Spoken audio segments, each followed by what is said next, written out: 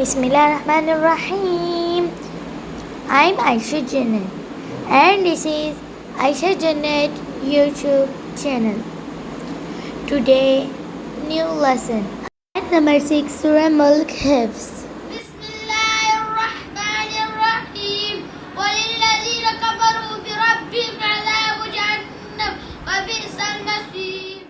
Bismillahirrahmanirrahim.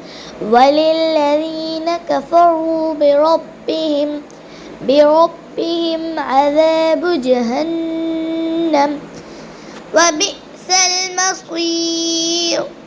وللذين كفروا بربهم عذاب جهنم وبئس المصير.